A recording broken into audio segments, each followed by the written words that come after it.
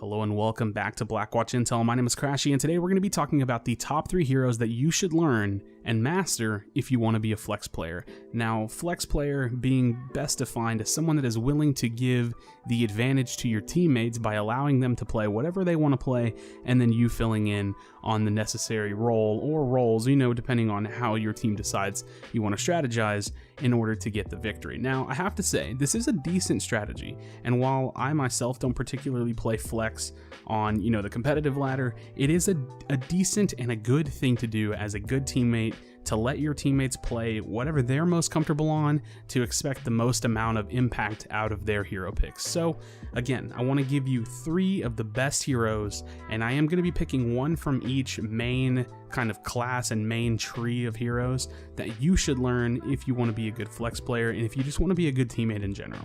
So number 1, because you are more often than not probably going to find yourself on the support or the tank role, number 1, you're going to want to learn Mercy. Now, I picked Mercy specifically, and I was actually considering making this pick go over to Lucio, but I picked Mercy specifically because she is the in-demand healer. She is just such a force to be reckoned with. The tempo, the consistent healing, the mobility from Valkyrie, everything about her playstyle and everything that she offers to a team is just super high value, and I have to say, again, at least from my perspective, she's not that hard to learn. Now, there are things that you're going to need to master with her. You're going to have to get good at the positioning. You're going to have to get good at, target prioritization and just being very reactive to the situations in order to keep yourself alive and have the most impact as a good Mercy player. So Mercy players out there, do not be alarmed. I know that you're skillful. I know that you're out there and working hard for, the teammates that you have and what you've earned. So that's not, what I'm saying in terms of her being just an easy pick, but she is someone that someone can learn without a ridiculous amount of mechanical aim and being able to, kind of go crazy with, aim and mechanical skill and things like that. So that said, there's a lot to master with Mercy. She's definitely a high value pick, and even though there's some discussion about her getting nerfed here in the future, I think based on what we've seen, she's still going to be an insane pick. So don't worry about it. I think Mercy's an amazing hero, and she's going to be sticking around with us for a long time. So number 2 is going to be Winston.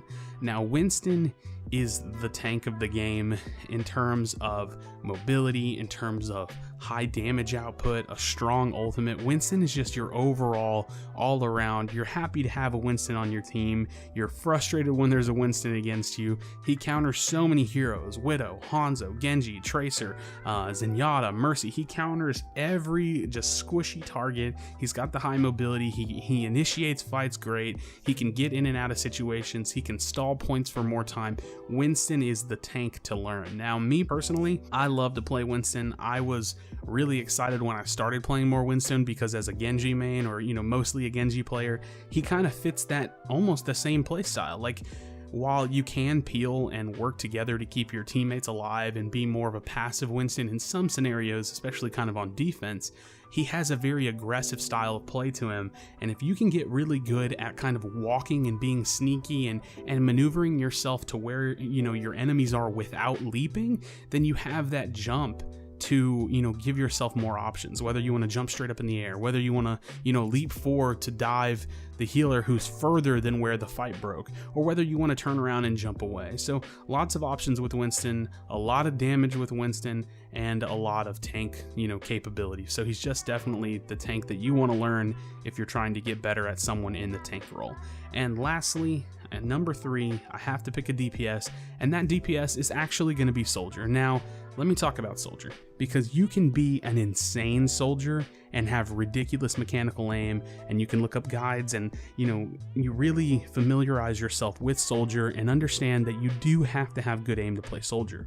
But that said, because of the nature of the hero, because of the fact that he has an automatic rifle, you can just kind of get value out of him by consistently spamming out a lot of damage. It's like the Junkrat of hit scan. You just want to do a lot of damage. Just shoot. shoot.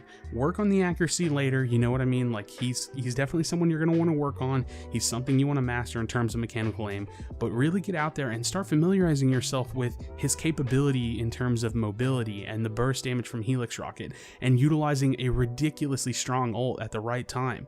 And get good at timing with him, get good at being a consistent damage presence on the team. You know, they have a Pharah. Guess what? You're already playing Soldier. And just me personally, I've been playing Soldier a lot more. I've been wanting to work on my hit scan, kind of the ability to perform in the hit scan role, because Pharah can get rather annoying.